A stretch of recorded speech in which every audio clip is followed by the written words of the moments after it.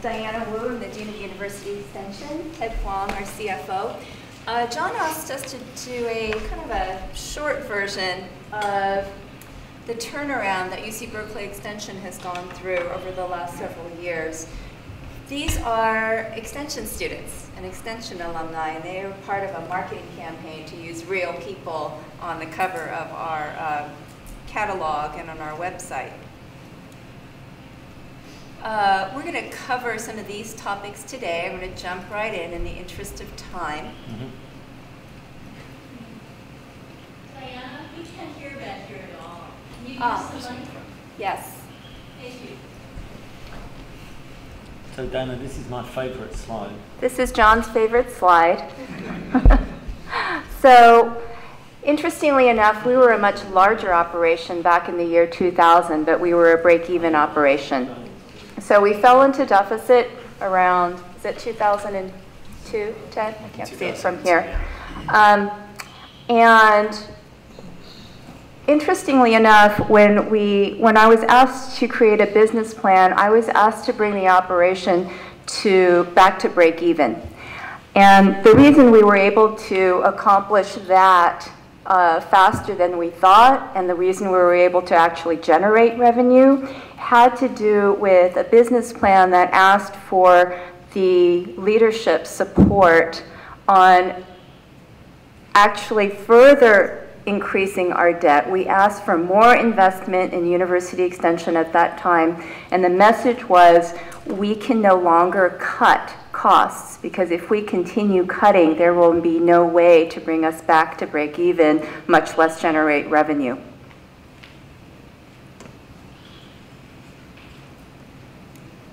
Sorry.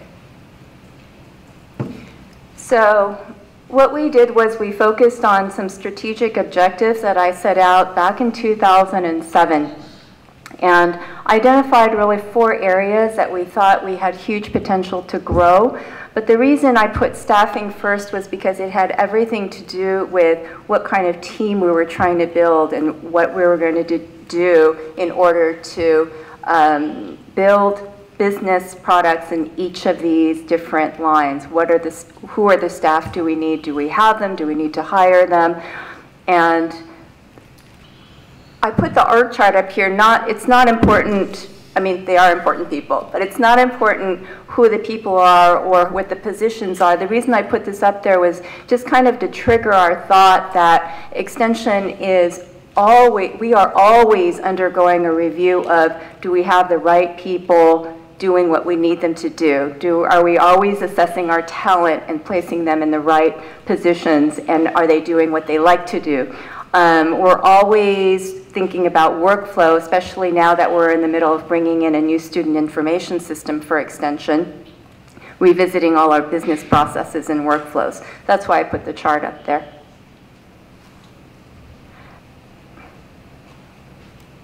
Okay, I'm going to bring our CFO up. So to get to this point where we started thinking about how to generate revenue, we were still in, a credit to my predecessors in terms of putting in very intense, severe cost control measures.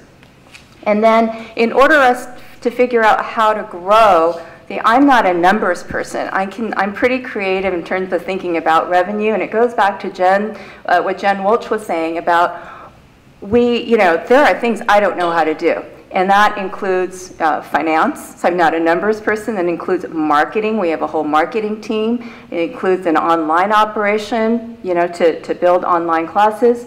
And what we realized very quickly was we needed a CFO who knew not only how to do budgeting and accounting and cut on expenses, we needed someone really creative to do data analysis and have that data drive our decision making. So we are in a really good place right now where we're starting to be able to do that. And I'm going to hand it over to Ted, our CFO.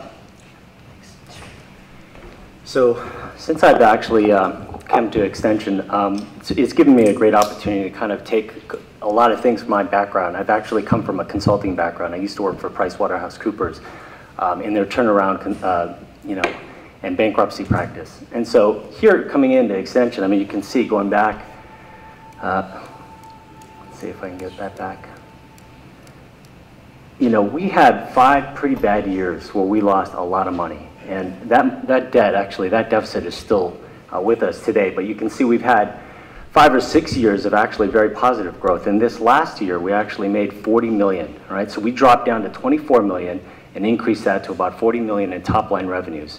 We went from a break-even scenario, I guess, right around slightly break-even in 2006, 2007, to this past year where we actually earned about 5.6 million. So, 5.6 million on 40 million, that's a pretty nice return. And we still have to deal with the deficit issue, so that issue hasn't quite gone away. So in terms of how we ended up, how we did better in coming years, we actually spent a lot of time in our forecast. So it all starts there, basically. Right around January, we go through a detailed review with all our directors to forecast out all the revenues by courses, to forecast their headcount, their supplies and services. It's a very detailed file. We have a template that we send around. Starts there, and then during the year, we start talking about the targets, basically the revenue targets, how they're coming up on their headcounts, how they're coming on their gross margins. And we have a couple of reports that we have that actually measure that. We start at the very end of the year. We have an annual report that we talk about before they go into this next budget cycle. We also have monthly revenue and expense reports, and that's where we take a look at the variances. And then weekly revenue, I review that, and I provide some information to Diana and the senior management team, as well as Kathy, to talk about how we're doing by subject area, by department, against our budget.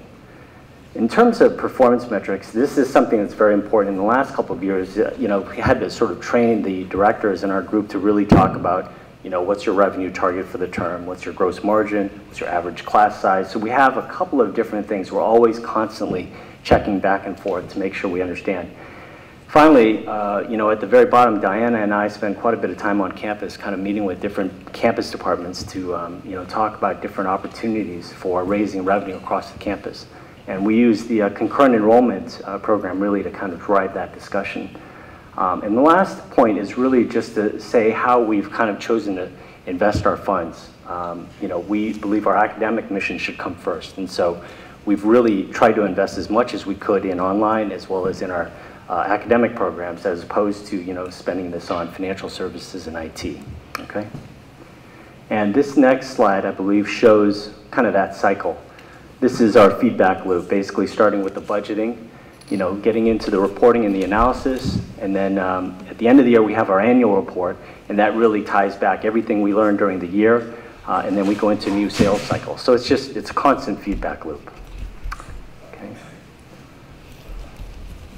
So this last one is just, some ideas. We weren't quite sure exactly who our audience was when we came out here. So I think we tuned this basically for the academic departments. But in terms of kind of, programs that we are suggesting to different campus departments, there's everything from the very quick start programs all the way to something that's a little bit longer term. We really start with concurrent enrollment because that's basically selling some of the seats that are on campus right now. It's not dynamically priced or anything like that. Right now it's kind of fixed at $655 a unit. And then we kind of work into lectures and alumni workshops to summer sessions courses, especially the online courses. And then we start talking also about some customized or corporate training because that's an area that we're trying to grow as well. The last area takes a little bit longer, and I think we have now 2 programs that are in the that have been approved for the most part. One of them is the OOMF degree with the School of Public Health, and then there's the Mass IC with the EECS department. And some of these are, they're focusing on doing online degrees because there isn't the same kind of constraints as regular master's degree programs. Okay. So this last slide is really talking about some of the challenges that we have to face to kind of make these programs happen. In terms of course development, there's the campus content that we get from a lot of the faculty members and the instructors. And then some of the challenges that we need to deal with are, who owns the material in terms of intellectual property, there's compensation, faculty incentive, and then of course, most of the things we do need academic approval as well. Then there's the audience, who's actually buying the content, the courses, and how do we get to that audience? So it's about, what kind of advertising campaigns can we put together, what AdWords do we buy, what price we charge these clients, and then, what's the mode of delivery, whether it's online, in class, or hybrid. And then one big thing that we have to deal with, especially with corporate clients, is basically the contract negotiation and dealing with the review of the contract basically through business contracts. The final piece is really a student service piece, which is basically registering the students and what we have to do with bringing in international students in terms of visa support. And then finally, as Dinah mentioned, we do have a new student information system that we're going to spend quite a bit of money on over the next year or two to do a better job with all this. Okay? Great. You finished then? Yep. Great. Excellent.